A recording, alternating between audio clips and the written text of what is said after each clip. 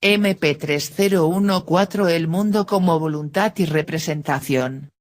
Por Arthur Schopenhauer. Página 32 a 34. Enunciado 180 a 208. Página 32 La falta de entendimiento en sentido propio se llama estupidez.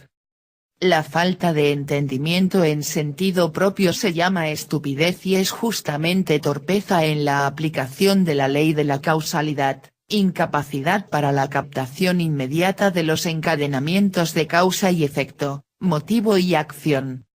Un estúpido no ve la conexión de los fenómenos naturales ni cuando se producen por sí mismos ni cuando son guiados intencionadamente, es decir, se hacen útiles en las máquinas, por eso cree gustosamente en la magia y los milagros.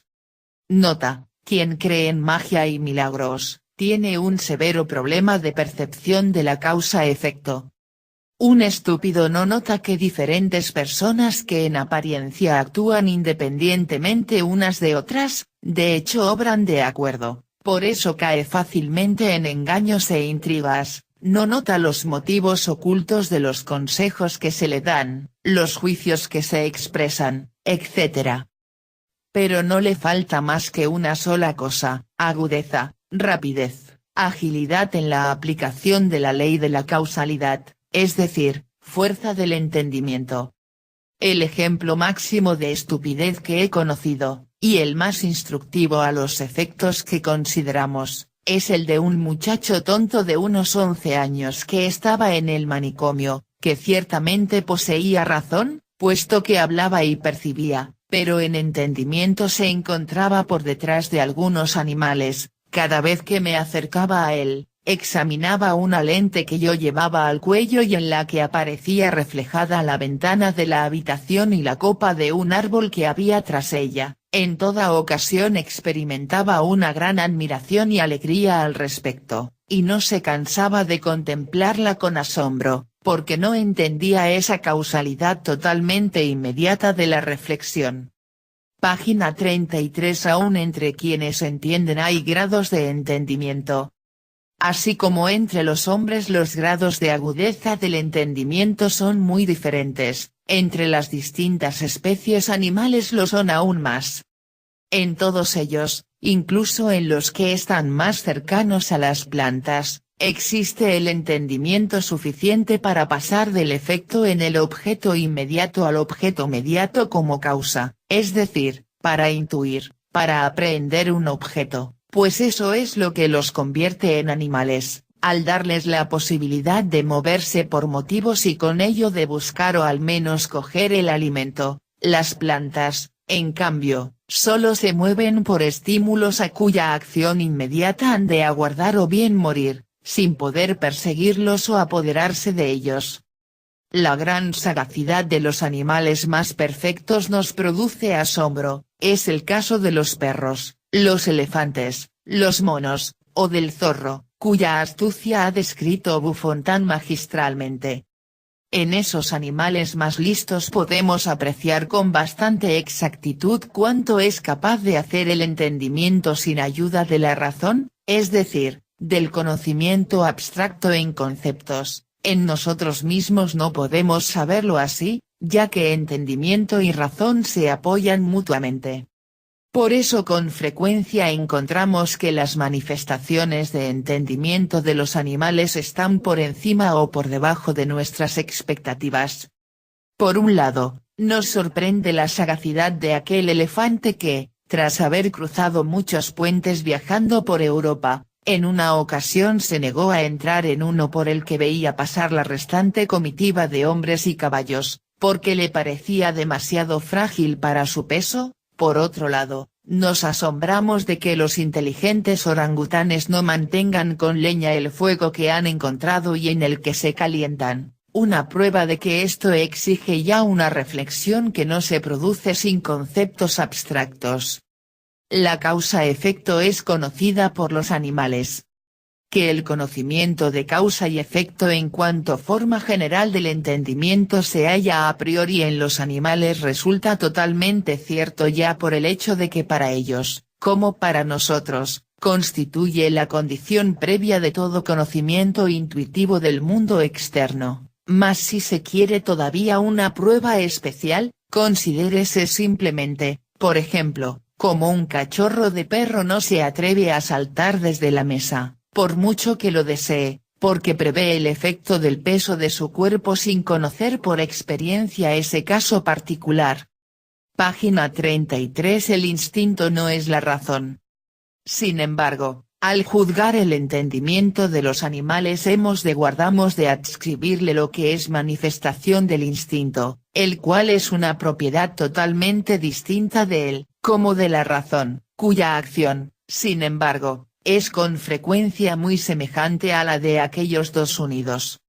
Mas su explicación no corresponde aquí, sino que tendrá su lugar en el segundo libro, al considerar la armonía o la denominada teleología de la naturaleza, y el capítulo 27 de los complementos está dedicado en particular a él. Página 33. Necedad es la falta de aplicación de la razón a lo práctico. La falta de entendimiento se llama estupidez, la falta de aplicación de la razón a lo práctico la conoceremos después como necedad, la falta de juicio como simpleza y, por último, la falta parcial o total de memoria como locura. Pero cada cosa en su lugar. Lo conocido correctamente mediante la razón es la verdad, es decir, un juicio abstracto con razón suficiente, tratado sobre el principio de razón. Lo conocido correctamente por medio del entendimiento es la realidad, es decir, el tránsito correcto del efecto en el objeto inmediato a su causa. A la verdad se opone el error como engaño de la razón, a la realidad la ilusión como engaño del entendimiento. La explicación más pormenorizada de todo esto se puede consultar en el primer capítulo de mi tratado sobre la visión y los colores. Página 33. Cuando surge la ilusión. La ilusión surge cuando uno y el mismo efecto puede ser producido por dos causas totalmente distintas de las que una actúa con mucha frecuencia y la otra raras veces, el entendimiento, que no posee ningún dato para distinguir qué causa actúa aquí, puesto que el efecto es el mismo, supone siempre la causa habitual, y, dado que su actividad no es reflexiva y discursiva sino directa e inmediata, esa falsa causa se presenta ante nosotros como un objeto intuido que es precisamente la falsa ilusión. En el pasaje citado he mostrado cómo surgen de ese modo la visión y el tacto dobles cuando los órganos visuales se colocan en una posición inusual, y con ello he ofrecido una prueba irrefutable de que la intuición solo existe por y para el entendimiento. Otros ejemplos del engaño del entendimiento o ilusión son el bastón sumergido en agua que parece roto, las imágenes de espejos esféricos, que en las superficies convexas hacen aparecer algo detrás de ellas y en las cóncavas muy por delante, también el tamaño de la luna que parece mayor en el horizonte que en el cenit, un fenómeno que no es óptico, ya que, como demuestra el micrómetro, el ojo capta la luna en el cenit en un ángulo visual incluso algo mayor que en el horizonte. Es el entendimiento el que supone que la causa del brillo más débil de la luna y todas las estrellas en el horizonte es su mayor distancia, evaluándolas como objetos terrestres según la perspectiva de la atmósfera, y por eso considera la luna en el horizonte mucho mayor que en el cenit, al tiempo que toma la bóveda celeste como más extensa en el horizonte, o sea, como plana.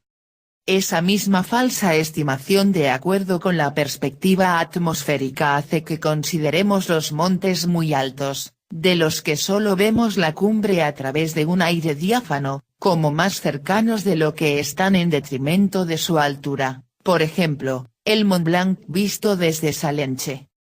Y todas esas ilusiones engañosas se nos presentan en la intuición inmediata que ningún argumento de la razón puede apartar. Solo puede prevenir el error, es decir, un juicio sin razón suficiente, por medio de un juicio opuesto verdadero. Así, por ejemplo, puede conocer in abstracto que la causa del débil resplandor de la luna y las estrellas no es la mayor distancia sino los vapores más turbios del horizonte, pero la ilusión se mantiene fija en todos los casos citados a pesar del conocimiento abstracto, pues el entendimiento está completa y netamente separado de la razón en cuanto facultad de conocer privativa del hombre, y es irracional incluso en el hombre. La razón solo puede saber, al entendimiento le queda la intuición en exclusiva y libre del influjo de aquella. Con respecto a todo el análisis que hasta ahora hemos desarrollado, hay que hacer notar todavía lo siguiente. Nosotros no hemos partido en él ni del objeto ni del sujeto, sino de la representación que contiene y supone ya ambos, porque la división en objeto y sujeto es su forma primera, más general y esencial. Por eso hemos examinado en primer lugar esa forma como tal y luego, aunque remitiendo en lo fundamental al tratado introductorio, las demás formas subordinadas a ella, tiempo, espacio y causalidad, que solo convienen al objeto, pero, dado que son esenciales a este en cuanto tal, y que el objeto es a su vez esencial al sujeto en cuanto tal, también pueden ser descubiertas desde el sujeto, esto es, conocidas a priori, y en esa medida se las puede considerar como los límites comunes a ambos. Pero todas ellas se pueden reducir a una expresión común, el principio de razón, tal y como se ha mostrado detalladamente en el tratado introductorio. Este método diferencia totalmente nuestra forma de consideración de todas las filosofías ensayadas hasta ahora, ya que todas ellas partían del objeto o del sujeto y, en consecuencia, pretendían explicar uno a partir del otro y, por cierto, conforme al principio de razón, nosotros, en cambio, sustraemos la relación entre objeto y sujeto del dominio de ese principio, dejándole solo el objeto. Página 34, párrafo 208.